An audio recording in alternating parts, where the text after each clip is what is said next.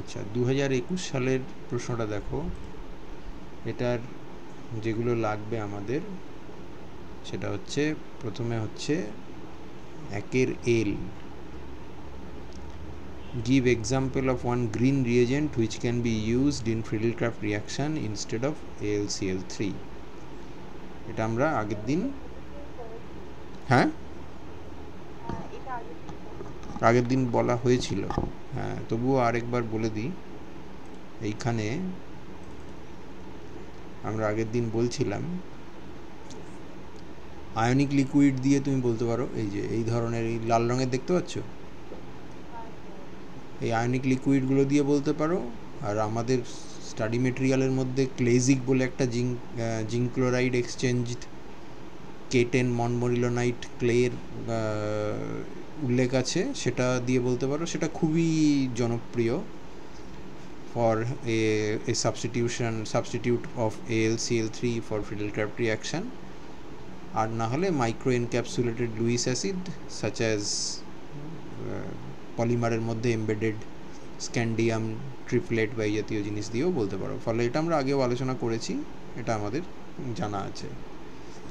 Next এই জায়গাটা থেকে যে প্রশ্নটা আসবে সেটা হলো 5-এর এ। দেখো, suggest a convenient synthesis using aldol condensation for the following compound A.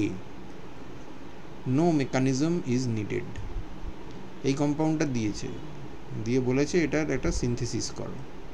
তাহলে এটা আমি অ্যালডল দিয়ে বানাবো কিভাবে? আমি যদি এইভাবে আঁকি, তার মানে আমার টার্গেট মলিকিউল হচ্ছে এইটা। দেখে নিই একবার, এইটা হচ্ছে আমার টার্গেট মলিকিউল। একে দেখতে পাচ্ছ? একে, হ্যাঁ। তাহলে এবার যদি আমি একে আঁকি তাহলে এরম দাঁড়াবে তো।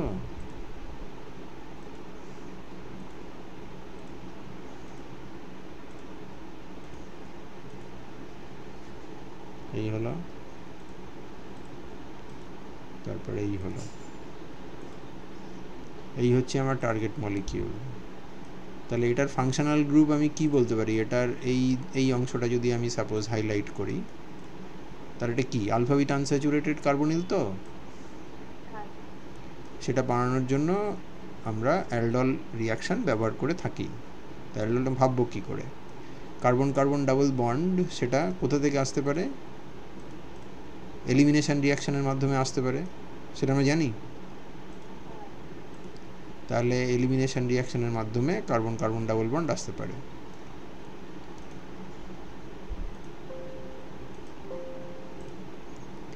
তাহলে এটা আলফা কার্বন, এটা হচ্ছে বিটা কার্বন।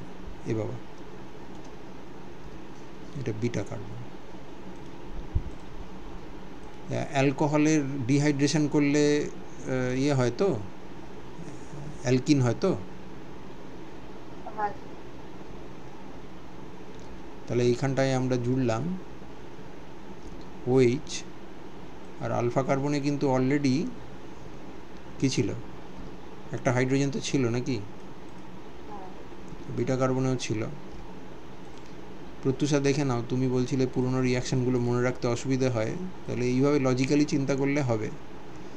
তার মানে এখানে একটা হাইড্রোজেন আছে, এখানে আমি এটা OH জুড়েছি, আর তার সাথে আমার এই জায়গাটাতে একটা হাইড্রোজেন যোগ করলাম, আর একটা হাইড্রোজেন অলরেডি ছিল। তাহলে সিমিলারলি এই দিকটাতেও আমি একই জিনিস করতে পারি, কারণ দুদিকটা সিমিলার। তো একটা দিকে করেছি, তাহলে আরেকটা দিক করার আগে আমি এটাকে ডিসকানেক্ট করে দিই, করে দেখি জিনিসটা কী আসছে। তাহলে এখানে আমি HOCC ডিসকানেকশানটা করব। HOCC ডিসকানেকশান মানে এই ডিসকানেকশানটা হবে। এই যেগুলো আমি ডিসকানেক্ট করব সেইগুলোকে আমি নীল রং করে দিচ্ছি। দেখো, এইটা নীল রং হবে, এইটা নীল রং হবে, এই অক্সিজেনটা নীল হবে, আর এই হাইড্রোজেনটা নীল হবে। এটা অ্যাকচুয়ালি ফরওয়ার্ড রিয়াকশান নয়, আমি চিন্তা করছি যে আমি কোথা থেকে পেয়েছি এটা, সেইটা ভাবতে গিয়ে আমি এই ডিসকানেকশানটা মেন্টালি পারফর্ম করলাম। কারণ আমি জানি কার্বনিলের পাশে, কার্বনের মাথায় নেগেটিভ চার্জ দেওয়া যায়। তাহলে এই অংশটা থেকে বেরিয়ে এলো এই পার্টটা।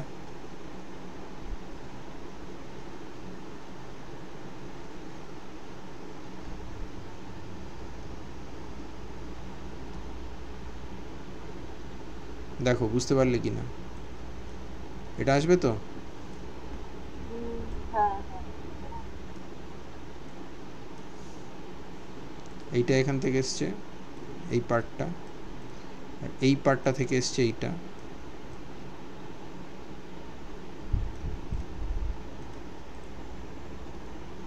এটার মাথায় মাইনাস, ঠিক আঁকছি তো? হ্যাঁ স্যার। তা এটা তো আর এমনি আমি পাবো না, এর তাহলে সিনথেটিক ইকুইভ্যালেন্ট চাই। কার্বনিলের পাশে নেগেটিভ চার্জ জানতে পারা যায়, তার মানে সেটা নিশ্চয়ই তার কনজুগেট অ্যাসিড থেকে এসছে। তাহলে এখানে কি ছিল? হ্যাঁ হাইড্রোজেন।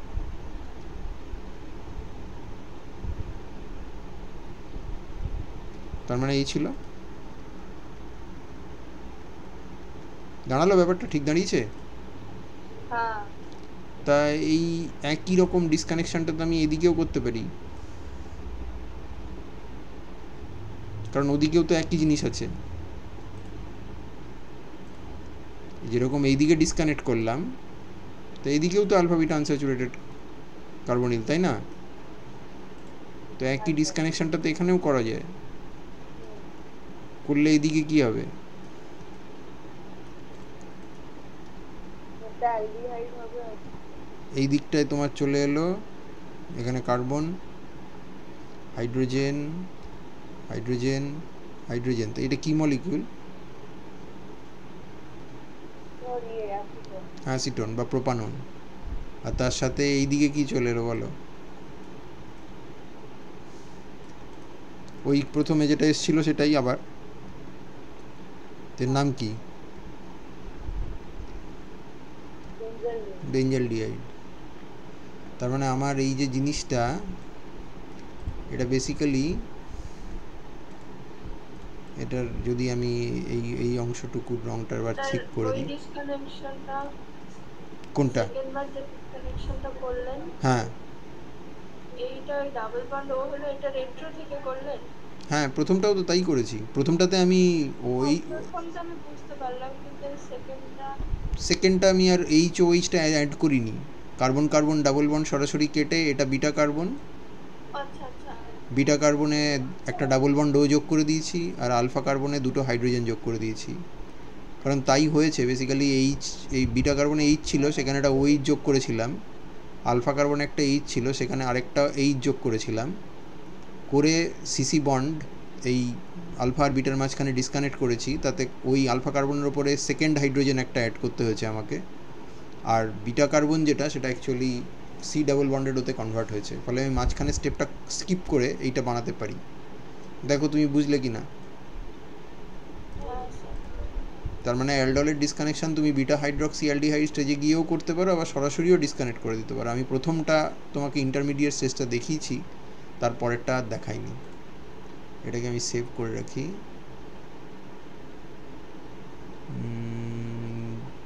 গ্রিন কেম কোথায় গেল? অনলাইন ক্লাস সেম 6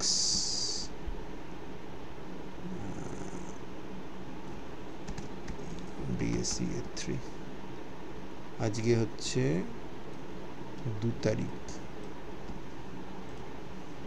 ওকে, তার মানে আমি যদি এই অংশটাকে হাইলাইট করে দিই, এই জিনিসগুলোকে যদি লাল রং করে দিলাম, তার মানে এই তিনটে কার্বন যেগুলো হাইলাইটেড হয়ে আছে লাল রং দিয়ে, আর এই অংশটা যেটাকে নীল রং দিয়ে হাইলাইট করছি, তাহলে নীল রং দিয়ে যে অংশটাকে রং করে দিলাম, সেটা আসবে হচ্ছে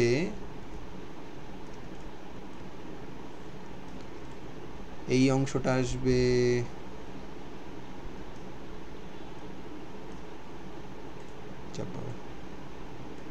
এগুলো কি অরবাইটাল? ও সরি, হ্যাঁ। তার মানে এই অংশটা আসবে বেঞ্জাল ডিহাইড থেকে,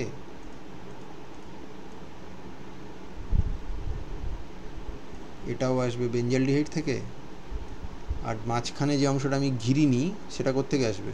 লাল রঙের অংশটা অ্যাসিটন থেকে। এই হচ্ছে ব্যাপার, এবার এটা ডিসকানেকশনটা তোমাকে আমি একটু রিভিশন করিয়ে দিলাম, মেকানিজম এখানে চাইনি, কিন্তু তোমার টার্গেট মলিকিউল বলেছে যে অ্যালডল রিয়াকশান বলো। তো এই রিয়াকশানটা একটা ক্রস অ্যালডল রিয়াকশান, যেখানে অ্যাসিটোন রিয়াক্ট করছে বেঞ্জালডিহাইডের সঙ্গে।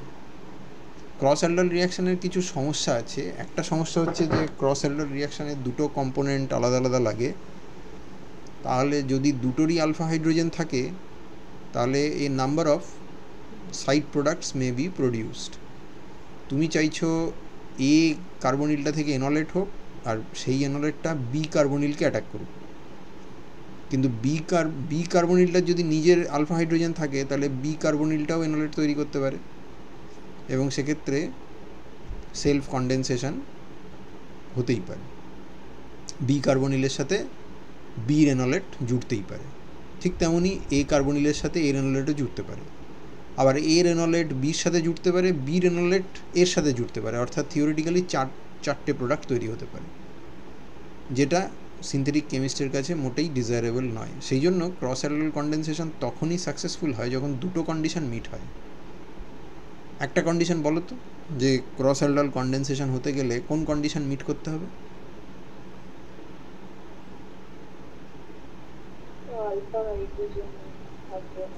একটা কম্পোনেন্টের আলফা হাইড্রোজেন থাকবে না, কারণ দুজনই যদি না থাকে তাহলে আর কি করে ক্রস অ্যালডল হবে? সেক্ষেত্রে ক্রস ক্যানিজারও এইসব কিছু হয়ে যেতে পারে, কারণ এনলিটি তো তৈরি হবে না।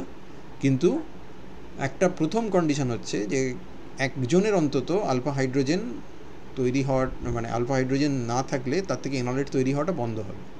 অর্থাৎ তোমার চারটের প্রোডাক্টের মধ্যে দুটো প্রোডাক্ট কিন্তু অফ হয়ে গেল, যে দুটো প্রোডাক্ট একটা পার্টিকুলার এনলেট দিয়ে তৈরি হচ্ছিল। সেই কম্পাউন্ডটা যদি এনলেট তৈরি করার ক্ষমতাই না থাকে তাহলে তোমার ক্রস অ্যালডল কিন্তু হবে না। আরেকটা কন্ডিশন কি? প্রথম কন্ডিশনটা সবাই বলতে পারে, আরেকটা কন্ডিশন আছে, সেটা আরও ইম্পর্ট্যান্ট। সেটা হচ্ছে যে কম্পাউন্ডের বা যে কার্বনিল কম্পোনেন্টটার আলফা হাইড্রোজেন নেই সেটার ইলেকট্রোফিলিসিটি যেটার আলফা হাইড্রোজেন আছে তার থেকে বেশি হতে হবে। এখানে মিলিয়ে দেখো, তুমি বেসিক্যালি ক্রস অ্যালডল রিয়াকশন করছো, দুদিকে করছো। একটা কম্পোনেন্ট হচ্ছে প্রোপানন বা অ্যাসিটোন, আর একটা কম্পোনেন্ট হচ্ছে বেঞ্জালডিহাইড। এর মধ্যে কোনটার আলফা হাইড্রোজেন নেই?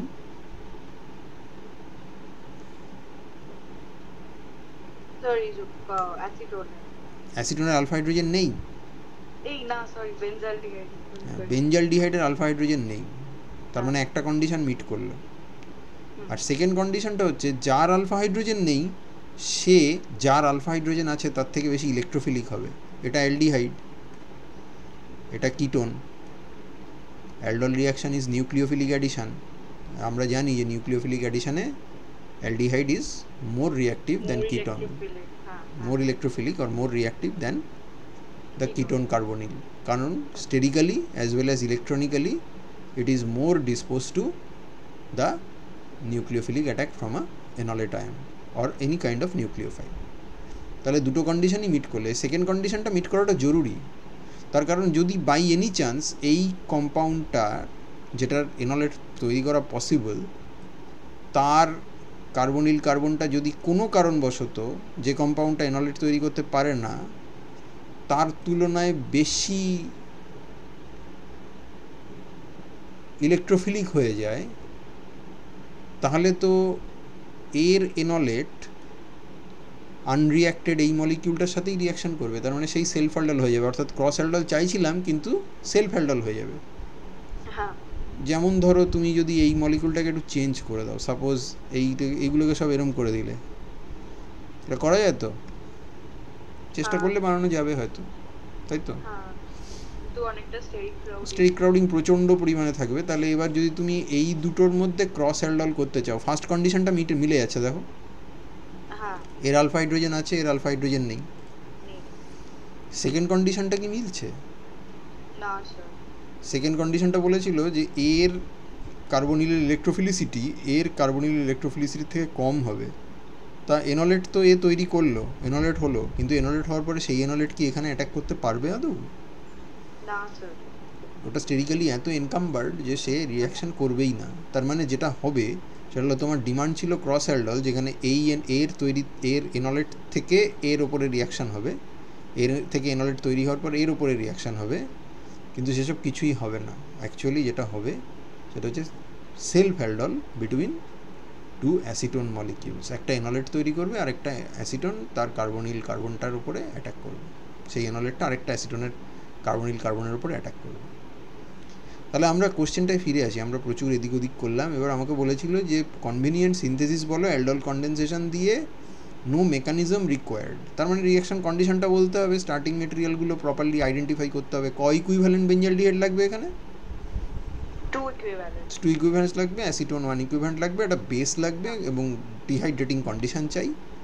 ঠিক আছে, সেটা আমরা পেরে যাবো। এবং অ্যাকচুয়ালি এর পরের কোশ্চেনটাও এর সাথে রিলেটেড, কারণ তারপরের কোশ্চেনটাতেই বলছে যে এটাকে তৈরি করার একটা সুটেবল অল্টারনেটিভ গ্রিনার অ্যাপ্রোচ বলো, অ্যালডলের গ্রিনার অ্যাপ্রোচ বলো। এবার এই রিয়াকশানটা ঘটনাচক্রে, এটা আমাদের প্র্যাকটিক্যালে আছে, এটা আমরা করবো, এখন আমরা করিনি।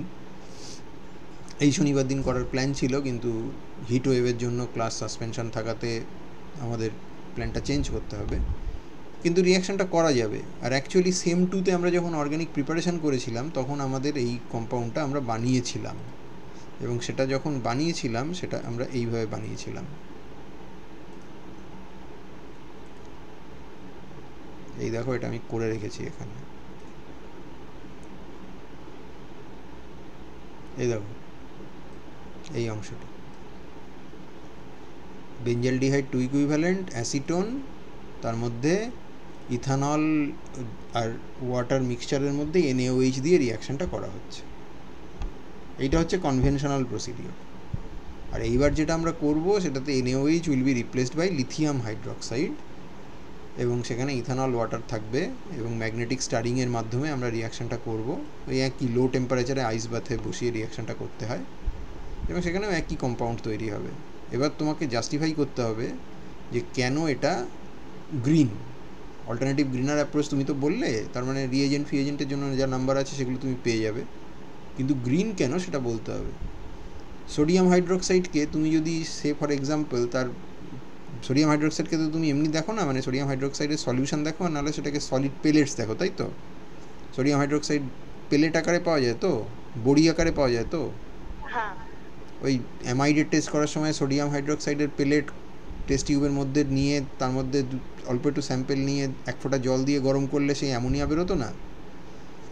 বা NaOH-এর সলিউশন বানানোর সময় তোমাকে যদি বলে NaOH-টাকে ওজন করো, তো NaOH-কে তো আমরা সবসময় সেকেন্ডারি স্ট্যান্ডার্ড হিসেবে ধরি, তার কারণ NaOH-কে প্রপারলি ওজন করাই যায় না, বিকজ ও প্রচণ্ড হাইগ্রোস্কোপিক ইন নেচার। তুমি যদি এরা কাগজের ওপরে NaOH পেলেটকে বের করে এনে কাগজের ওপরে রেখে দাও, তাহলে খানিকক্ষণ পরে কি দেখবে যে ও জল টেনে নিয়েছে না, একটা হলদে হলদে মতো ভাব হয়ে যায়, জল টেনে নিয়েছে, আর সেটার গায়ে হাত দিলে হাতটা মানে অ্যাজ ইফ সাবানে হাত দিয়েছে, ওরকম একটা সোপি ফিলিং হয়। তো তুমি এখানে NaOH-কে রিপ্লেস করেছো with lithium hydroxide. Lithium hydroxide is a better reagent than NaOH because it is less hygroscopic than NaOH, as well as তার হ্যান্ডেলিং এবং স্টোরেজ সেটা ইজিয়ার, এবং that makes it a greener alternative to the conventional alkali that is NaOH. So আমরা এই দুটো প্রশ্নের উত্তর এইভাবে দেব। প্রথমটা হচ্ছে স্টার্টিং মেটেরিয়াল প্রপারলি আইডেন্টিফাই করতে হবে, কতটা বেঞ্জালডিহাইড, কতটা অ্যাসিটোন, কী রিয়াকশান কন্ডিশান, সেগুলো সমস্ত বলা হলো। এবং তারপরে আমরা যখন এইটা করব, লিথিয়াম হাইড্রোক্সাইড দিয়ে সোডিয়াম হাইড্রোক্সাইডকে রিপ্লেস করব। বোঝা গেছে? ও তাহলে স্যার ফার্স্ট এডটা হচ্ছে আমরা ফার্স্ট রিঅ্যাকশন যেটা আপনি দেখালেন সেটা হচ্ছে স্যার মানে আমরা আইডেন্টিফাই করব যে কি কি মানে রিঅ্যাকশন কন্ডিশনটা কি, আর সেকেন্ডের রিঅ্যাকশনটা আমরা দেব যখন ওটা মানে গ্রিনার অ্যাপ্রোচে বলেছে। এটা এই জিনিসটা সত্যি কথা বলতে হয়তো অন্য গ্রিনার অ্যালডল কনডেনসেশনের আরও গ্রিন অ্যাপ্রোচ আমরা পড়েছি। কেউ যদি এই জিনিসটাকে একটা কোনো অ্যালকালি কিছু একটা দিয়ে আল্ট্রাসনিক্স বলে লিখে দেয়, কিংবা এই জিনিসটাকে ধরো মাইক্রোওয়েভ দিয়ে লিখে দেয়, তাহলেও কিন্তু সে নাম্বার পাবে। তার জন্য তাকে NaOH-এর জায়গায় LiOH লিখতেই হবে এরকম ব্যাপার নেই। কিন্তু আমাদের যে গ্রিন কেমিস্ট্রির প্র্যাকটিক্যালের ম্যানুয়াল আছে,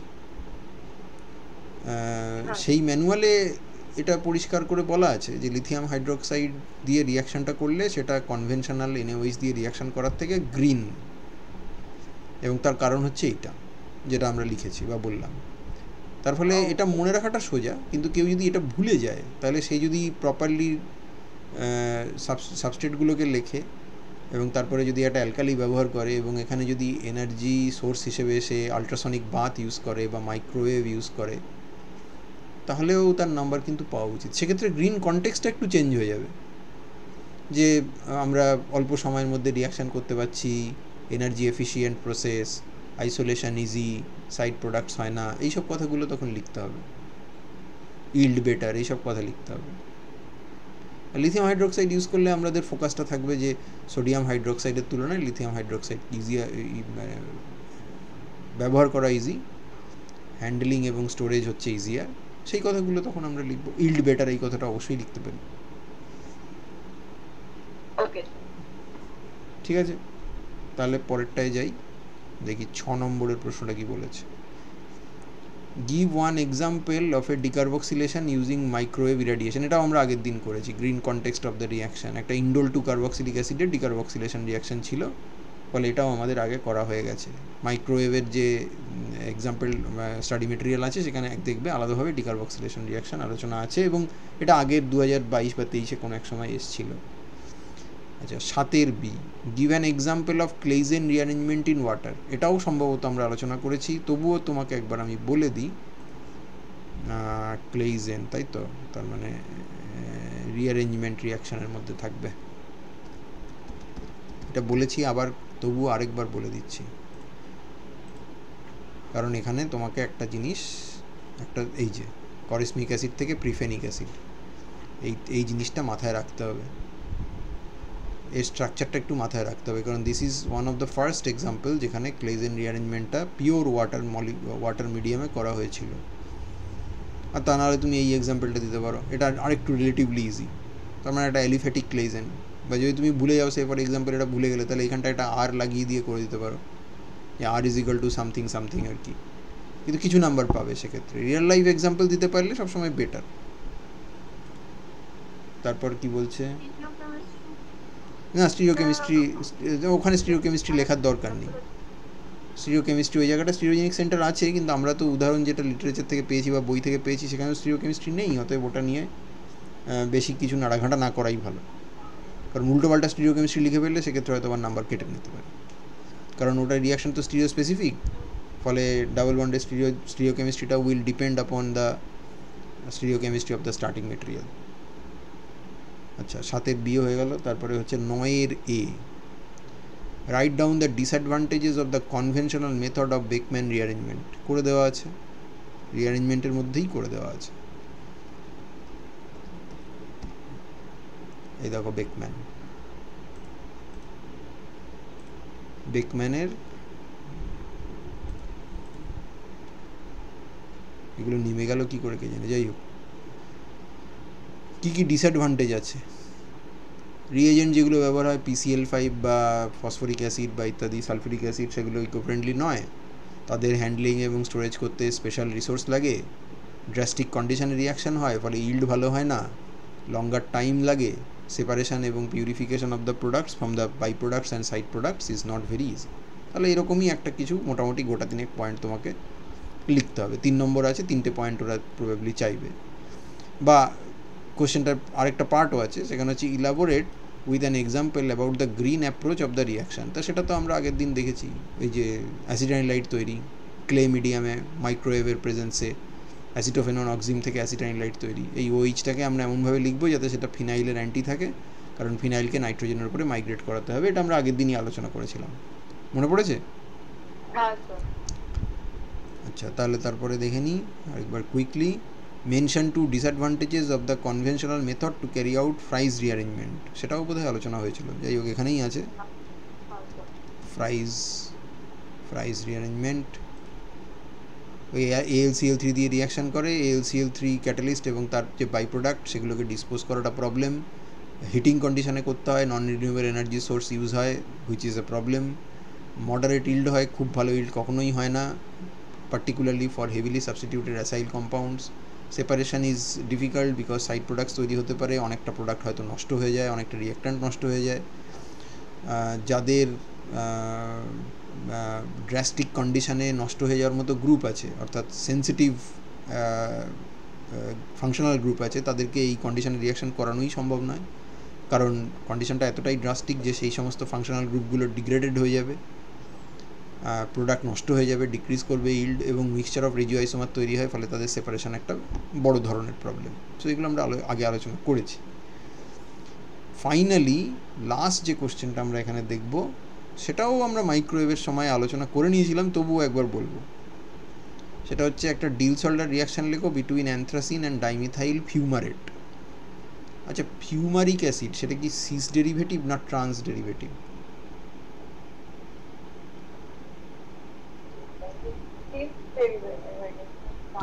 তুমি কোনোদিন ফিউমারিক অ্যানহাইড্রাইডের নাম শুনেছো?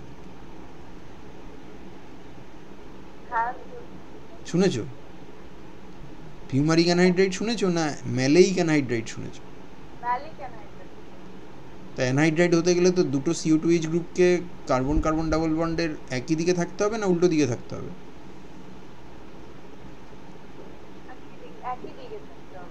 ম্যালেইক অ্যানহাইড্রাইড যদি হয় তাহলে ম্যালেইক অ্যাসিডটা সিস ডেরিভেটিভ না ট্রান্স ডেরিভেটিভ? ম্যালেইক অ্যাসিড যদি সিস ডেরিভেটিভ হয় তাহলে ফিউমারিক অ্যাসিডটা কি ডেরিভেটিভ? তাহলে তোমাকে এইভাবে মনে রাখতে হবে, ফিউমারিক অ্যাসিড তার আমরা অ্যানহাইড্রাইড পাই না, ফিউমারিক অ্যানহাইড্রাইড বলে কিছু হয় না, ম্যালেইক অ্যানহাইড্রাইড হয়, সেটা আমরা ডিলসল্ডার রিয়াকশন পড়ার সময় দেখেছি। তাহলে ডাইমিথাইল ফিউমারেট মানে হচ্ছে মাঝখানে কার্বন কার্বন ডাবল বন্ড, দুদিকে CO2Me, সেই দুটো CO2Me একে অপরের থেকে ট্রান্স হয়ে আছে। অবভিয়াসলি যে দুটো হাইড্রোজেন আছে সে দুটোও ট্রান্স হয়ে আছে। তার সঙ্গে অ্যানথ্রাসিনের রিয়াকশান। এবার অ্যানথ্রাসিনের রিয়াকশান দেখি। অ্যানথ্রাসিন যখন রিয়াক্ট করবে, অ্যানথ্রাসিনের এই পজিশান 9 এবং 10 পজিশানটা এক্সেপশনালি রিয়েক্টিভ, কারণ এটা বেসিক্যালি ডিলসল্ডার রিয়াকশানে একটা ডাইইনের মতো বিহেভ করে, যে ডাইইনটা আবার নাকি locked in S-cis conformation, which is a requirement for the Diels-Alder reaction. তার কারণ হচ্ছে যদি 9 এবং 10 পজিশনে তুমি রিয়াকশান করো, তাহলে এই রিংটা তো অলরেডি অ্যারোমেটিক ছিলই, মানে বেঞ্জিন রিং তো ছিলই, এখানেও তুমি আরেকটা বেঞ্জিন রিং পাবে, এবং তার ফলে তোমার প্রোডাক্ট বা অ্যাডাক্টে দুটো বেঞ্জিন রিং প্রিজার্ভড হবে, এবং অ্যানথ্রাসিন থেকে খুব অল্প পরিমাণ এনার্জি লস করেই, রেজোনেন্স এনার্জি লস করেই তুমি এইখানটাতে পৌঁছতে পারবে। কিন্তু যদি সে ফর এক্সাম্পল তুমি বলতে পারো যে এই অংশটাও তো লকড ইন S-cis, এই অংশটাও তো লকড ইন S-cis, তাই নয় কি? তা এই দিকটায় যদি রিয়াকশান করো তাহলে কিন্তু তোমার প্রিজার্ভড হবে ন্যাফথালিন ইউনিট, তাই না? ধরো এইখানটায় তুমি জুড়ে দিলে, জুড়ে তারপরে তুমি এই অংশটার দিকে তাকাচ্ছ, তাহলে এখানে ন্যাফথালিন ইউনিট প্রিজার্ভড হলো। এই প্রোডাক্টে দুটো বেঞ্জিন রিং আছে, প্রত্যেকটা বেঞ্জিন রিংয়ের যদি ইন্ডিপেন্ডেন্টলি বিহেভ করে বলে আমরা ধরে নিই, তাহলে এখানে আমাদের রেজোনেন্স এনার্জি হচ্ছে 72 কিলোক্যালোরি পার মোল, তাই তো? আর ন্যাফথালিনের রেজোনেন্স এনার্জি হচ্ছে 61 কিলোক্যালোরি পার মোল। তার মানে লসটা কোথায় বেশি হলো?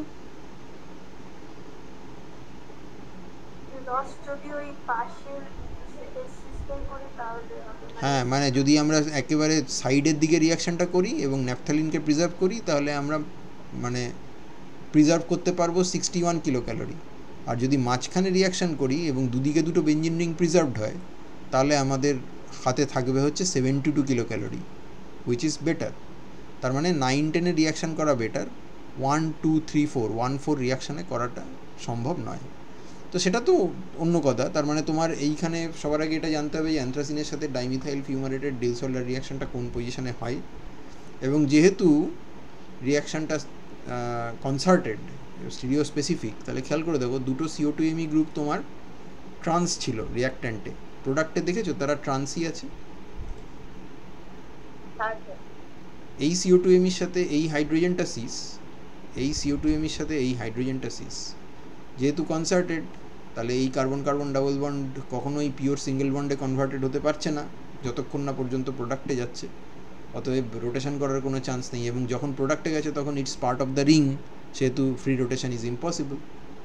অ্যান্ড দেয়ারফর CO2Me-রা যদি ট্রান্স থাকে রিয়াক্ট্যান্টে, তাহলে তারা প্রোডাক্টেও ট্রান্সই থাকবে। তার মানে এটা আগে জানতে হবে, এইটা না জানলে তুমি নম্বর পাবে না। এবার বলছে যে মাইক্রোওয়েভ ইরেডিয়েশন করলে ট্র্যাডিশনাল ডিসঅর্ডার রিয়াকশনের থেকে কী করে বেটার হয়। কোথায় গেল?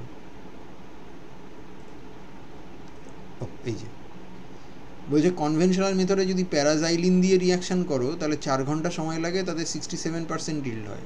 ডাইঅক্সেন মিডিয়াম 1,4 ডাইঅক্সেন, সেখানে ইল্ড মারাত্মক ভালো 90% ইল্ড, কিন্তু রিয়াকশান টাইম হচ্ছে বহুগুণ বেশি, অলমোস্ট 20 টাইমস তোমাকে বেশি সময় ধরে হিট করতে হবে, 72 আওয়ার্স।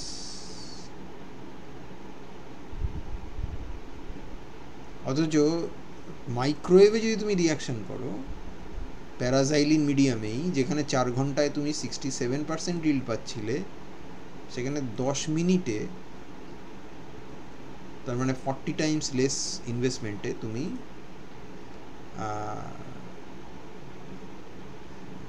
87% ইল্ড পাবে। 1 ঘন্টা মানে হচ্ছে এটা 6 টাইমস, 4 6 24, মানে 1/24 টাইমে তুমি 20% মোর ইল্ড পাচ্ছ। তো বেটার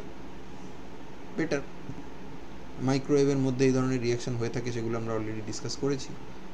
এখন তোমাকে কি এইটা মুখস্থ করতে হবে যে 10 মিনিট 4 ঘন্টা? মোটেও না। তুমি লিখবে যে কনভেনশনাল হিটিংয়ে তুমি যদি এর নামটা মনে রাখতে পারো খুব ভালো হয়, সলভেন্টের নামটা যদি মনে রাখতে পারো খুব ভালো হয়।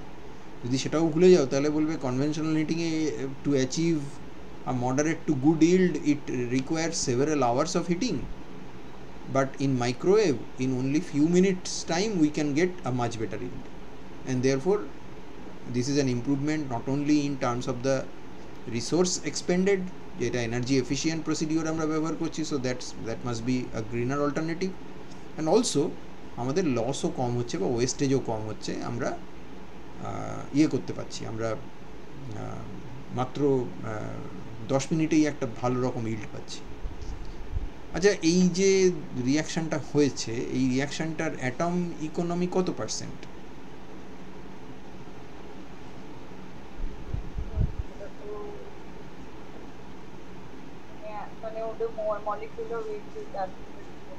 হ্যাঁ, বুঝতে পারলাম না।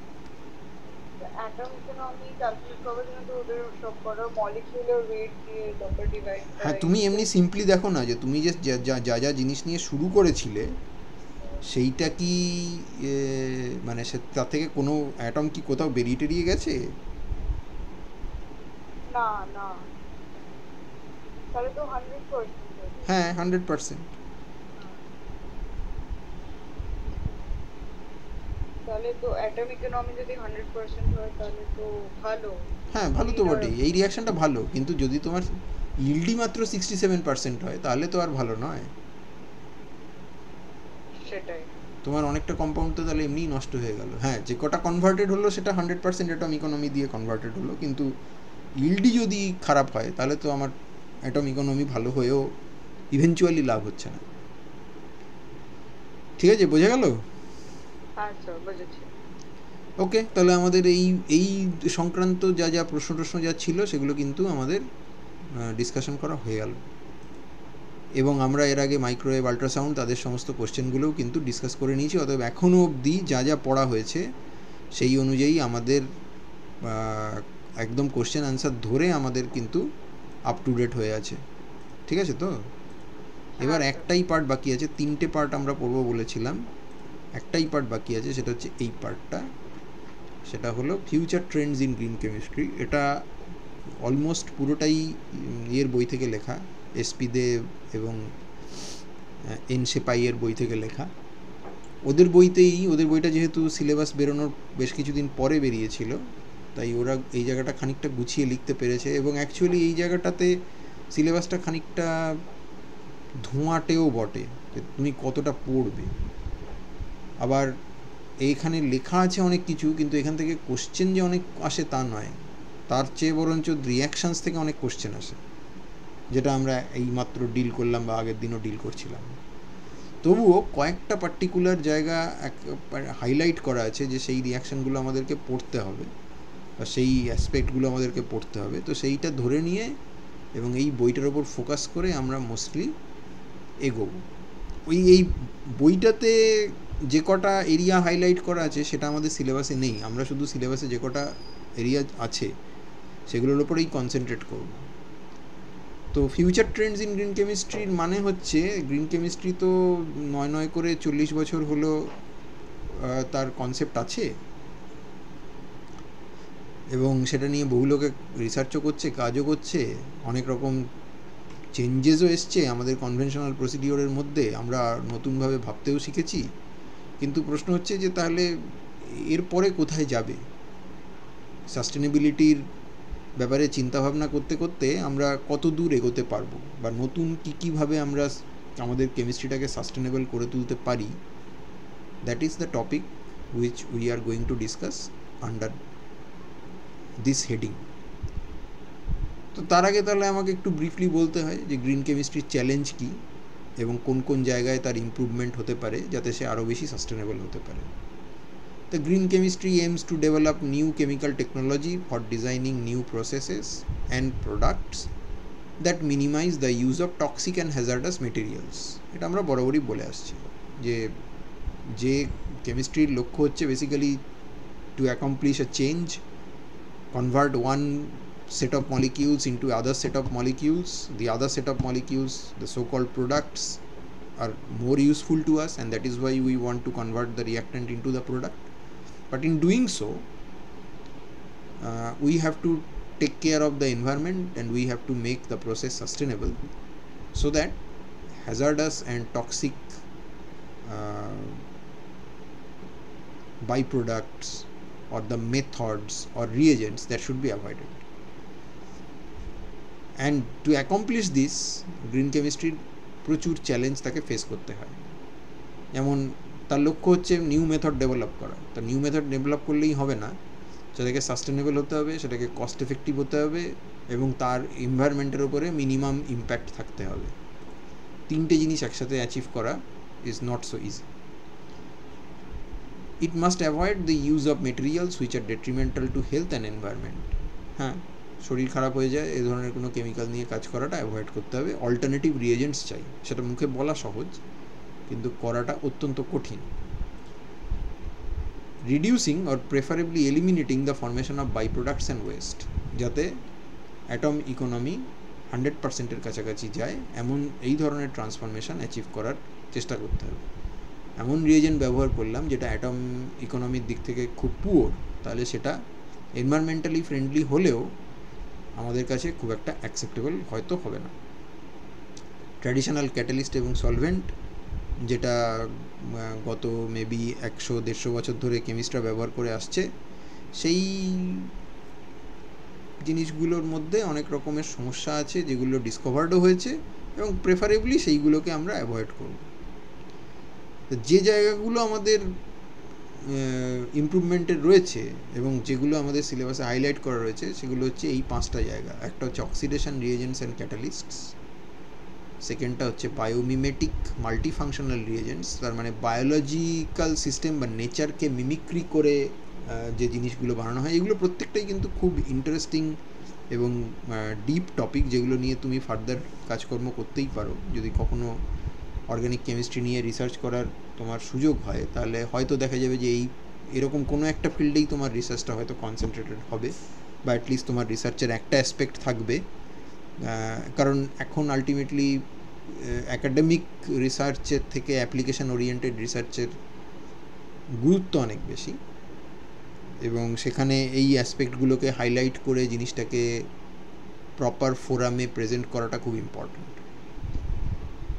থার্ড যেটা আছে সেটা হচ্ছে কম্বিনেটোরিয়াল গ্রিন কেমিস্ট্রি, কিন্তু তার জন্য আমাদেরকে আগে জানতে হবে যে কম্বিনেটোরিয়াল কেমিস্ট্রি কী জিনিস। সেটা আমাদের আনফর্চুনেটলি আমরা সেটা এখনও অবধি তার এক্সপোজার আমাদের হয়নি। একটা ছোটো ব্রিফ ইন্ট্রোডাকশন আমাদের সেই জন্য দরকার হবে। আরেকটা হচ্ছে প্রলিফারেশন অফ সলভেন্টলেস রিয়াকশনস, এইটা আমরা বেশ টু সাম এক্সটেন্ট পড়েই এসছি। বিভিন্ন জায়গায় বিভিন্ন রিয়াকশানে আমরা অর্গ্যানিক সলভেন্টের ক্ষতিকর এফেক্টগুলো আলোচনা করেছি, এবং সেখানে অলমোস্ট সলভেন্টলেস রিয়াকশান বা টোটালি ড্রাই মেথডে রিয়াকশান, সলভেন্টকে একেবারে বাদ দিয়ে রিয়াকশান, সলিড ফেজে রিয়াকশান, সেগুলো আমরা পড়েছি। অতএব সেগুলোই খানিকটা রিক্যাপিচুলেট হবে এখানে। ফিফথ টপিকটা is kind of confusing, sustainable development, because everything outlined before is part of it. আমি এগুলো করছি কেন, কারণ আমার কেমিস্ট্রিটাকে আরও সাস্টেনেবল করার জন্যই, অথচ সেইটাই আবার সাস্টেনেবল ডেভেলপমেন্ট বলে ওরা দিয়েছে। লেট আস সি যে আমরা সেখানে কী করতে পারি। এক একটা টপিক ধরে ধরে আলোচনা হবে। আজকের আমাদের আলোচনার বিষয় হচ্ছে oxidation reagents and catalysts. Oxidation is one of the fundamental processes of chemistry, যেখানে একটা রিয়েজেন্ট থাকে যেটাকে আমরা অক্সিডাইজার বলি, সে অন্যকে অক্সিডাইজ করে, অর্থাৎ তার অক্সিডেশন নাম্বার বাড়িয়ে দেয়। Reduction is gain of electron, oxidation is loss of electron.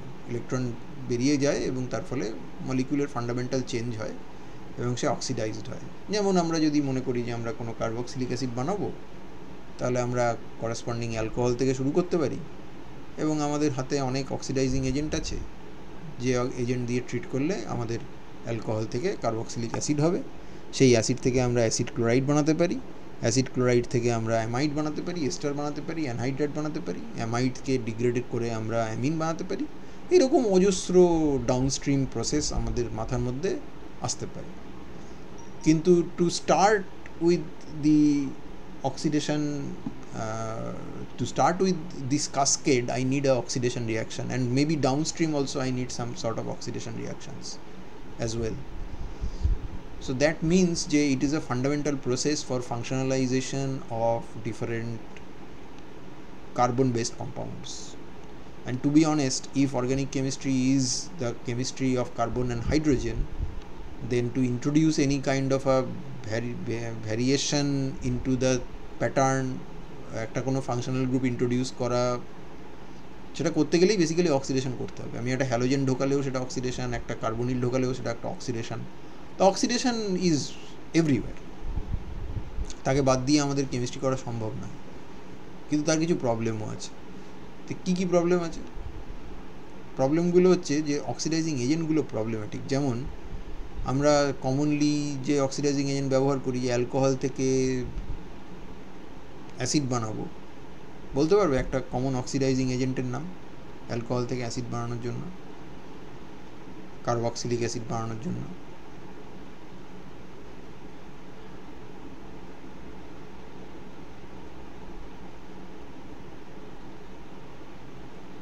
Hello, পারবে একটা বলতে? তুমি জোনস রিএজেন্টের নাম শুনেছো? ক্রোমিয়াম ডাইক্রোমেট দেয় না, ডাইক্রোমেট আর ডাইলিউট সালফুরিক অ্যাসিড দেয় না? তো ডাইক্রোমেট মানে তো K2Cr2O7, তাই তো? তা ক্রোমিয়ামের অক্সিডেশন নাম্বার সেখানে +6, তাই তো? এটা ভালো না, কারণ এই যে জিনিসটা তুমি ইউজ করবে ইভেনচুয়ালি এটার ক্রোমিয়ামের একটা কোনো হাই অক্সিডেশন স্টেট, সেটা ইভেনচুয়ালি ল্যাবরেটরি থেকে বেরিয়ে প্রপারলি যদি তাকে ডিসপোজ না করা হয়, যেটা আমাদের মতো সাধারণ কলেজের ল্যাবরেটরিতে করার প্রভিশন অনেক সময় থাকে না, বা থাকলেও সেটা স্ট্রিক্ট ভিজিলেন্স থাকে না, ওগুলো অ্যাকোয়াটিক বডিতে চলে যায় এবং সেগুলো আলটিমেটলি মাছ সেই সমস্ত মেটাল আয়ন্সগুলোকে কনজিউম করে, এবং যেহেতু আমরা মাছকে কনজিউম করি, তাই আমাদের শরীরে ইভেনচুয়ালি সেই পলিউশনটা হয়। এবং ক্রোমিয়াম 6 খুব মারাত্মক জিনিস। এরিন ব্রকোভিচ বলে জুলিয়া রবার্টসের একটা বিখ্যাত সিনেমা আছে, যেটাতে এটা একটা সত্যি ঘটনার ওপরে। ইউএসএতে একটা কেমিক্যাল কোম্পানির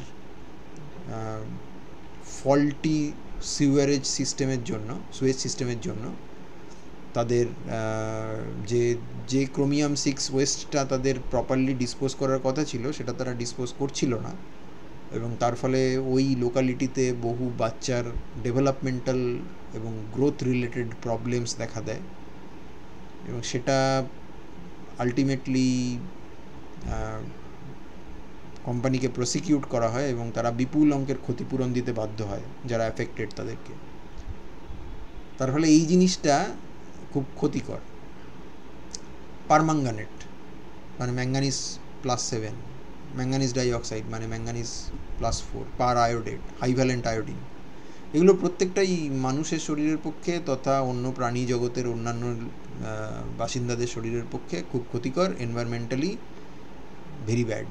Sometimes these reactions are also associated with poor atom economy, and byproducts are very, very hazardous, which ultimately end up in the environment. তো সেই ডিসঅ্যাডভান্টেজগুলোকেই আমরা এখানে হাইলাইট করেছি, কারণ এখান থেকে প্রশ্ন আসতে পারে যে তুমি যে অক্সিডেশন রিয়াকশানকে ডেভেলপ করার চেষ্টা করছো, তাহলে কারেন্ট অক্সিডেশন মেথডগুলোর প্রবলেমটা কী আছে। সেই প্রবলেমগুলো হচ্ছে দি অক্সিডাইজার্স কমনলি ইউজ, যেটা আমরা বললাম যে ক্রোমিয়াম 6, পারম্যাঙ্গানেট, ম্যাঙ্গানিজ ডাইঅক্সাইড, পারাডেট, এইগুলো তোমাকে একটু মনে রাখতে হবে। এবং জানতেই চাইতে পারে যে কনভেনশনাল অক্সিডাইজিং এজেন্ট দুটোর নাম বলো এবং তাদের কী প্রবলেম আছে সেগুলো বলো। These oxidizer are usually toxic, এবং তাদেরকে সাধারণত স্টয়চিওমেট্রিক অ্যামাউন্টে ব্যবহার করতে হয়, উইচ মিনস যে তুমি 1 কিলোগ্রাম কম্পাউন্ডকে যদি অক্সিডাইজ করতে চাও তাহলে তোমাকে বেশ অনেকটা পারম্যাঙ্গানেট ব্যবহার করতে হবে।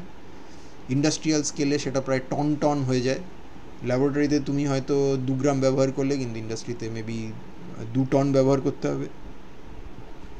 তো ফর শিওর তারা এনভায়রনমেন্টের জন্য একটা সিরিয়াস থ্রেট তৈরি করে, এবং যারা এটা নিয়ে কাজ করছে তাদের জন্যও একটা হেলথ হ্যাজার্ড অফকোর্স।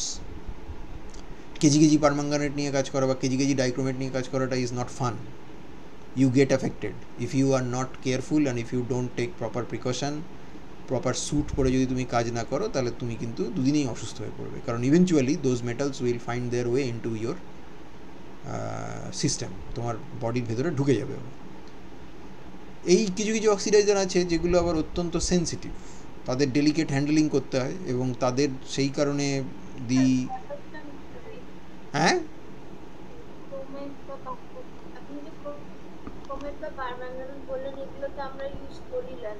হ্যাঁ, কিন্তু আমরা যে স্কেলে ইউজ করি এবং যতটা মানে ইনফ্রিকুয়েন্টলি ব্যবহার করি তাতে আমাদের ক্ষতি হওয়ার কথা নয়, কিন্তু সেই জন্যই তো তোমাদেরকে বলা হয় যে ওইগুলোকে যখন ব্যবহার করবে তখন তো ওগুলোকে হাত দিয়ে ধরবে না। এবার কেউ যদি সেটাকে হাত দিয়ে, মানে যেটা স্প্যাচুলা দিয়ে তোলার কথা কিংবা টোকা মেরে ফেলার কথা, সেইটা না করে যদি কেউ হাত দিয়ে মুঠো মুঠো করে ধরে, তাহলে তো তার সেই বাড়িতে গিয়ে সেই হাতে যদি সে ভাত খায় তাহলে তো অসুখ হবেই, আর কিছু না হোক একটা সিভিয়ার পেটের গন্ডগোল তো সে হবেই। এবং এটা যদি সে কন্টিনিউয়াস করতে থাকে তাহলে তার ডেফিনেটলি হেভি মানে মেটাল পয়জনিং হবে, এবং সেটা ফেটাল হতে পারে যদি প্রপার টাইমে ডিটেক্টেড না হয়। এটা তো ঠিকই যে আমরা যে ধরনের জিনিসপত্র নিয়ে কাজ করি, হয়তো বা খানিকটা ক্যাজুয়ালি কাজ করি, সেগুলোর অনেকেরই আমাদের শরীরের কিছু এমন ড্যামেজ করে দেওয়ার ক্ষমতা তারা রাখে যেগুলো ইরিভার্সিবল, এবং কোনো কোনো ক্ষেত্রে তো তারা সত্যিকারের কথা বলতে প্রাণঘাতীও হতে পারে। বোঝা গেল?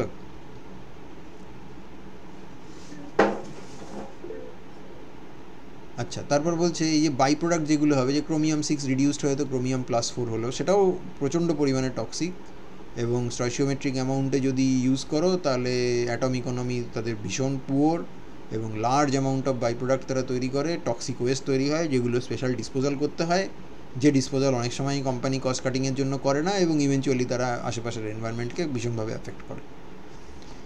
এই অক্সিডাইজারগুলোর একটা বড় প্রবলেম হচ্ছে যে এরা ওভার অক্সিডেশন করে অনেক সময়। যেমন একটা টিপিক্যাল এক্সাম্পল হচ্ছে, যদি আমি জোনস রিএজেন্টের কথা বলছিলাম না, তুমি যদি সেকেন্ডারি অ্যালকোহল থেকে কিটোন বানাতে চাও তাহলে জোনস রিএজেন্ট ইজ পারফেক্টলি ওকে, কিন্তু যদি তুমি প্রাইমারি অ্যালকোহল থেকে অ্যালডিহাইড বানাতে চাও তাহলে কিন্তু জোনস রিএজেন্ট দিয়ে করলে হবে না, কারণ সেখানে ওভার অক্সিডেশন হয়ে সে কার্বক্সিলিক অ্যাসিডে চলে যাবেই যাবে। এবং সেটাও আমি শিওর যে যখন কার্বনিল তুমি পড়েছো তখন তুমি জানো যে এটা হয়, কারণ অ্যাকুয়াস মিডিয়ামে যখন অ্যালডিহাইডটা তৈরি হয় তখন সে ওই in presence of the acid, কারণ ওখানে তো অ্যাসিড আছেই, ডাইলিউট সালফুরিক অ্যাসিড এবং পটাশিয়াম ডাইক্রোমেটের সলিউশন, তাহলে ওই অ্যাসিড ক্যাটালিস্টের প্রেজেন্সে সে ওই অ্যাকুয়াস মিডিয়ামের জলের ওয়াটার মলিকিউলের সাথে হাইড্রেটস তৈরি করে। অ্যালডিহাইডগুলো খুব ভালো হাইড্রেট তৈরি করতে পারে, মোস্ট অফ দেম, কারণ তারা স্টেরিক্যালি ভীষণ অ্যাপ্রোচেবল। একদিকে একটা হাইড্রোজেন আছে, অন্যদিকে একটা অ্যালকিল বা অ্যারাইল গ্রুপ আছে, তো খুব সহজেই তাদেরকে নিউক্লিওফাইল অ্যাপ্রোচ করতে পারে। প্রোটনেশনের ফলে তাদের লুমোর লোয়ারিং হয়ে যায়, অর্থাৎ অক্সিজেনের মাথায় প্লাস চার্জ চলে আসে, ইলেকট্রোফিলিসিটি বেড়ে যায়। এবং হাইড্রোজেন যেহেতু আছে, শুধু স্টেরিক্যালি নয়, তারা ইলেকট্রনিক্যালিও অনেক বেশি vulnerable towards nucleophilic attack, because হাইড্রোজেনের কোনো ইলেকট্রন ডোনেশন এফেক্ট নেই, যেটা অ্যারাইল গ্রুপের প্লাস আর এফেক্ট আছে, অ্যালকিল গ্রুপের হাইপার কনজুগেশন এবং প্লাস আই এফেক্ট আছে, যেগুলো ইলেকট্রোফিলিসিটিকে কমিয়ে দিতে সাহায্য করে, এবং যে কারণে টিপিক্যালি একটা কিটোন একটা অ্যালডিহাইডের থেকে লেস রিঅ্যাক্টিভ হয়। তো এই অ্যালডিহাইড তৈরি হলো অ্যাকুয়াস মিডিয়ামে, সে হাইড্রেট তৈরি করলো এবং এই হাইড্রেটটা actually much more prone to oxidation than either the alcohol or the aldehyde, and therefore it gets oxidized, and when it gets oxidized preferentially to the aldehyde or the primary alcohol, it gets oxidized to the carboxylic acid. And because এই hydrate ফর্মেশনটা is a dynamic equilibrium, যে একদিকে আছে aldehyde আর plus water, আর একদিকে আছে hydrate, এই হাইড্রেটটা যত ডিপ্লিটেড হতে থাকে তত লা শাতেলিয়ারের প্রিন্সিপাল অনুযায়ী অ্যালডিহাইডটা জলের সাথে রিয়াকশান করে আরও হাইড্রেট তৈরি করতে থাকে এবং সেটা আবার ফার্দার অক্সিডাইজড হতে থাকে। তার মানে এই কন্ডিশনে অ্যালডিহাইডকে বাঁচিয়ে রাখা প্রায় অসম্ভব। অনেক সময় স্পেশাল টেকনিক ইউজ করে অ্যালডিহাইডের বয়লিং পয়েন্ট টিপিক্যালি ওই একই মলিকুলার ওয়েট যদি হয় তার অ্যালকোহলের থেকে অ্যালডিহাইডের বয়লিং পয়েন্টটা অনেক কম হয়। কেন হয় গো বয়লিং পয়েন্ট কম? অ্যালডিহাইডের বয়লিং পয়েন্ট অ্যালকোহলের থেকে কম কেন? RCH2OH তার থেকে RCHও তৈরি হচ্ছে, তার বয়লিং পয়েন্টটা কম, কিন্তু কেন?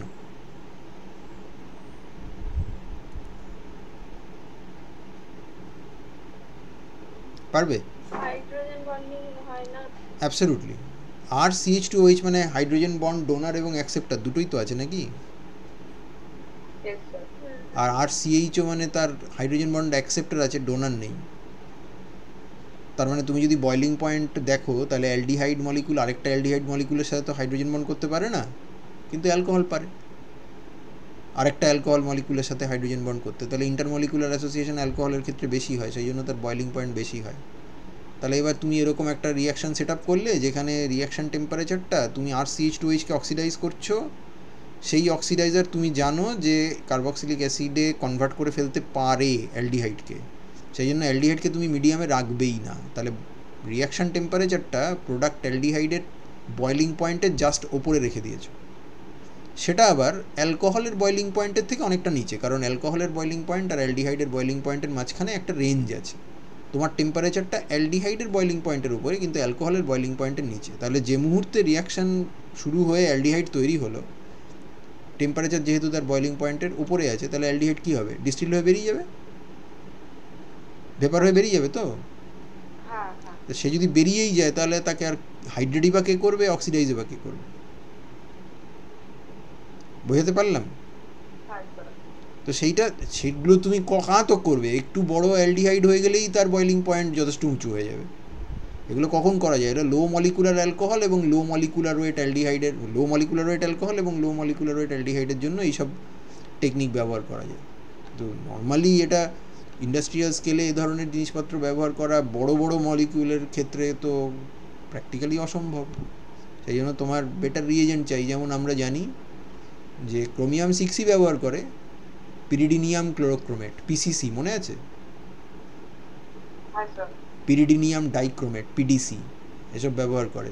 এগুলো কি? এগুলো হচ্ছে অক্সিডাইজার, কিন্তু জোনসের মতো অক্সিডাইজার নয়। জোনস অক্সিডেশন হয় অ্যাকুয়াস মিডিয়ামে এবং তোমার প্রবলেম হচ্ছে হাইড্রেট তৈরি হওয়া। তা তুমি যদি অ্যাকুয়াস মিডিয়ামে অক্সিডেশনই না করো, জল যদি নাই থাকে, তাহলে অ্যালডিহাইড তৈরি হওয়ার পর হাইড্রেট তৈরি হতে পারবে কি? না। আর হাইড্রেট যদি তৈরি না হয় তাহলে ওই হাইড্রেটটাই তো নষ্টের মূলে, কারণ ওটাই তো ইজ ডিস্ট্রয়িং এভরিথিং, তাই না? ওই হাইড্রেটটার জন্যই প্রবলেম হচ্ছে। তো হাইড্রেটই যদি তৈরি না হয়, জলই যদি না থাকে, তাহলে অ্যালডিহাইডই থাকবে, সেখানে ফার্দার অক্সিডেশন হবে না। কারণ অ্যালডিহাইডের অক্সিডেশন হওয়ার টেন্ডেন্সি কিন্তু প্রাইমারি অ্যালকোহলের থেকে কম। অ্যাকুয়াস মিডিয়ামে aldehyde is forming a hydrate and that hydrate has an unusual tendency of কি? Oxidation. That is the problem. If you eliminate water from your reaction medium, then hydrate formation is not going to happen. If hydrate doesn't form, then overoxidation is not going to be a problem. You can safely isolate your aldehyde without adopting any special means of distilling it out and maintaining certain temperature, etc. Do you get my point? And pyridinium chlorochromate and pyridinium dichromate are such reagents. তারা ওই ধরনের reagent, তারা CH2Cl2 মিডিয়ামে কাজ করে।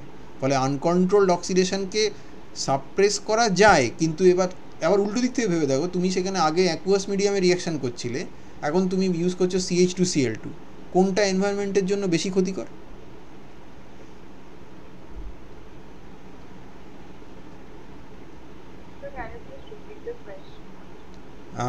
তুমি আগে reaction করছিলে অ্যাকুয়াস মিডিয়ামে, ওয়াটার ছিল ডমিন্যান্ট সলভেন্ট, এখন তুমি ওয়াটারকে পুরো এলিমিনেট করে ক্লোরিনেটেড সলভেন্ট দিয়ে রিয়াকশন করছো, CH2Cl2। তো এনভায়রনমেন্টালি ডেট্রিমেন্টাল কে বেশি? CH2Cl2। তার মানে সেটার তো একটা গতি করতে হবে। তার মানে তোমার একটা দিক সেভ করতে গিয়ে কিন্তু আরেকটা দিকে তুমি সাস্টেনেবিলিটি লুজ করলে, তা গ্রিন অ্যাসপেক্ট এটা নষ্ট হয়ে গেল। ফলে আমাদের এই সব দিক মাথায় রেখে করতে হয়, এবং আনডিজায়ার্ড সাইড প্রোডাক্ট প্রচুর পরিমাণে তৈরি হয়, সেই জন্য তার আবার একটা সেপারেশনটা একটা বড় ধরনের প্রবলেম। এবং সেই বাই প্রোডাক্টগুলোকে আমি কী করব? সেগুলোকে তো এনভায়রনমেন্টে ডাম্প করতে পারি না, সেগুলো তো টক্সিক। তার ফলে সেটা নিয়েও একটা সমস্যা আছে। অনেক অক্সিডাইজিং এজেন্ট আছে যাদের কেমোসিলেক্টিভিটি ঠিকঠাক নেই, মাল্টিপল ফাংশনাল গ্রুপকে তারা অক্সিডাইজ করে বসে থাকে। তার ফলে কনভেনশনাল অক্সিডাইজিং এজেন্টকে মডিফিকেশান করার এটা সবসময়ই দরকার থাকে। এবং এই সব কিছু, এই যে over oxidation, chemoselectivity problem, large amount of by product formation, এগুলো সবই ইভেনচুয়ালি তোমার ডিজায়ার্ড কম্পাউন্ডের যে ইল্ড সেটাতে হাত দেবে, সেটাকে কম্প্রোমাইজ করে দেয়। We do not want that. তাহলে আমরা কি করব? তাহলে সেই জন্য আমাদেরকে গ্রিন অ্যাপ্রোচে যেতে হবে। তো গ্রিন অ্যাপ্রোচে কীভাবে যাব, কীভাবে আমি চেঞ্জ করতে পারি, তার একটা আমরা মোটামুটি একটা আউটলাইন দিয়েছি। তারপর কেস স্পেসিফিক স্টাডিগুলো সেগুলো পরের দিন হবে। বলছে toxic metal such as chromium 6 এদের ইউজটা অ্যাভয়েড করতে হবে। যদি মেটাল বেসড অক্সিডেশন তোমাকে করতেই হয়, তাহলে তুমি আরেকটু রিলেটিভলি নির্দোষ, দেখো এই কথাটা লিখেছি, ইনকুয়াস, মানে একটু কম ক্ষতিকর মেটাল, যেটা ক্রোমিয়াম 6-এর জায়গায় ফেরিক ব্যবহার করতে পারো, কারণ আয়রন 3-র একটা টেন্ডেন্সি আছে আয়রন 2-তে যাওয়ার, তার মানে ও অক্সিডাইজিং এজেন্ট হিসেবে কাজ করতে পারে। জিঙ্ক 2 ব্যবহার করতে পারো, জিঙ্ক 2-র টেন্ডেন্সি আছে মেটালিক জিঙ্কে চলে যাওয়ার। তারা এনভায়রনমেন্টের জন্য তারা ভালো নয় কেউ, কিন্তু ক্রোমিয়াম 6-এর মতো অতটা ডেঞ্জারাস নয়। সবচেয়ে ভালো হয় যদি আমরা অক্সিডাইজিং এজেন্ট হিসেবে এইটাকে ব্যবহার করতে পারি, তাই না? অথবা এইটাকে ব্যবহার করতে পারি, কারণ H2O2 ব্যবহার করলে ধরো H2O2 একটা অক্সিজেন দিয়ে দিল, হ্যাঁ, তা অক্সিজেনটা দিয়ে নিজে হয়ে গেল ওয়াটার, তার মানে বাই প্রোডাক্ট যেটা তৈরি হলো সেটা তো এনভায়রনমেন্টালি বিনাইন। এবং তুমি খেয়াল করে দেখো H2O2 থেকে একটা অক্সিজেন বের করে নিচ্ছে, অক্সিজেন মানে হচ্ছে তোমার কত 16, তার মানে 16 দুগুণে 32 আর 2 হচ্ছে 34, তার থেকে তুমি একটা 16 বাদ দিয়ে দিয়েছো, তার almost 50% atom economic, which is not bad. তার মানে তুমি যদি একটা বড়ো মলিকিউলকে অক্সিডাইজ করো, তাহলে সেখানে তোমার অ্যাটম ইকোনমি কিন্তু যথেষ্ট ভালো থাকবে, এবং যেটা বাই প্রোডাক্ট তৈরি হচ্ছে সেটা এনভায়রনমেন্টালি টোটালি বিনাইন। সমস্যা হচ্ছে যে H2O2-কে অক্সিডাইজিং এজেন্ট হিসেবে ব্যবহার করা যায়, কিন্তু তার জন্য কিছু কো ক্যাটালিস্ট লাগে, প্রপার কন্ডিশন চাই। Toxic, environmentally untenable catalyst should be replaced by biocatalyst. This is a very important thing, এবং যেটা আমরা অলরেডি এখানে 2 নম্বর কথাটা বলেছি, বায়োমিমেটিক মাল্টিফাংশনাল রিয়েজেন্টস, এইটা তার পার্টে যাবে এবং সেটা আমরা দেখব পরে। এনজাইম দিয়ে যদি অক্সিডাইজ করা যায় তাহলে দুর্ধর্ষ হয়, কারণ এনজাইমরা হচ্ছে তো নেচারের তৈরি, এবং নেচার বহু বছর, বহু বিলিয়ন ইয়ার্সের রিসার্চের ফলে ইভলভ করে এনজাইমগুলো তৈরি হয়েছে, এবং তাদের স্পেসিফিসিটি এবং সিলেক্টিভিটি মারাত্মক, এবং তাদের থেকে ইন্সপায়ার্ড হয়ে বায়োক্যাটালিস্ট এখন তৈরি হচ্ছে, যেগুলো এমনকি ইন্ডাস্ট্রিয়াল স্কেলেও ব্যবহার হয়। তো সেগুলো আমরা কিছু ওই বায়োমিমেটিক সিনথেসিসের সময় দেখব। অথবা পলিমার সাপোর্টেড ক্যাটালিস্ট, যেগুলোকে ইজিলি আমরা রিকভার করতে পারি এবং তাদের টার্নওভার নাম্বার খুব বেশি এবং রিসাইকেল করা যায়, সেই ধরনের ক্যাটালিস্ট ব্যবহার করতে পারলে ভালো। Nano size catalyst is another way which can solve the problem of hazardous material production, কারণ ন্যানো লেভেলটা হচ্ছে এমন লেভেল যেখানে সারফেস এরিয়াটা এতটাই বেশি, সেখানে অদ্ভুত সব কেমিস্ট্রি দেখতে পাওয়া যায়, এবং যে কেমিস্ট্রি কনভেনশনাল রিয়েজেন্ট দিয়ে হবে না, সেই একই রিয়েজেন্টকে যদি আমরা ন্যানো লেভেলে কনভার্ট করতে পারি, তাহলে তার মেবি সেই ট্রান্সফরমেশনগুলো যেগুলোর নন ন্যানো স্কেলে সম্ভব নয়, সেগুলো ন্যানো স্কেলে কনভার্টেড মানে আরামসে হয়ে যায়। এছাড়াও আর কিছু কিছু জিনিস আছে, যেমন নন কোভ্যালেন্ট ডেরিভেটাইজেশন, অথবা co crystal control solid state synthesis, যেটাকে আমরা C2H3 বলে থাকি। এইখানে দুটো C আছে, সেই জন্য এটা C2, আর সলিড স্টেট সিনথেসিস মানে C2H3। এইগুলোও আমরা ব্যবহার করতে পারি, কিন্তু এইগুলো যেহেতু আমাদের সিলেবাসে নেই, এগুলো নিয়ে আমরা বেশি পড়াশোনা করব না। এর খুব ব্রিফ ইন্ট্রোডাকশান ওই বইটাতে দেওয়া আছে, তুমি যদি ইন্টারেস্টেড হও দেখো। কিন্তু আমাদের এখান থেকে এর বাইরে এইগুলো নিয়ে বেশি ইলাবোরেট করার কোনো স্কোপ আমাদের এখানে নেই। যেমন আমরা একটা এক্সাম্পল দিয়ে এখানে শেষ করব, সেটা হচ্ছে তুমি বেসিক্যালি একটা বেঞ্জাইলিক অ্যালকোহল নিয়েছো, হ্যাঁ, মানে স্টাইরিনের একটা হাইড্রেটেড ডেরিভেটিভ, তাকে তুমি অক্সিডাইজ করছো ক্রোমিয়াম 6 ইন H2SO, মানে জোন্স অক্সিডেশন করছো বেসিক্যালি। সেখানে দেখো এই ক্রোমিক সালফেট তৈরি হয়েছে, ওয়াটার তৈরি হয়েছে, অ্যাসিটোফেনন তৈরি হয়েছে। Acetophenone is your desire target molecule. তার অ্যাটম ইকোনমি যদি ক্যালকুলেট করো তাহলে আসবে মাত্র 42%। ওয়ারাজ ওই একই জিনিসকে তুমি যদি একটা প্রপার এবং সুটেবল ক্যাটালিস্টের প্রেজেন্সে অক্সিজেন দিয়ে অক্সিডেশন করো, তাহলে যেটা তৈরি হবে এখানে সেটা হচ্ছে ওয়াটার, আর এইটার অক্সিডেশন হয়ে তৈরি হবে অ্যাসিটোফেনন। তার atom economy is 87%, provided your catalyst is cost effective, provided you can recycle it, provided it can be prepared relatively easily. Second method is far better than first method, কারণ not only atom economy is high but also তুমি chromium 6 বা chromium 4 এর মতো যে dangerous জিনিসগুলো আছে সেগুলোর হাত থেকে তুমি বাঁচাতে পারছো জিনিসটাকে, মানে এনভায়রনমেন্টকে বাঁচাতে পারছো। So that must count for something. So in the next class we will continue our discussion with the examples of the green oxidations, and if time permits then we will move on to the biomimetic synthesis. Do you have any questions? No, sir. Okay, so তাহলে আমি recording বন্ধ করে দিই।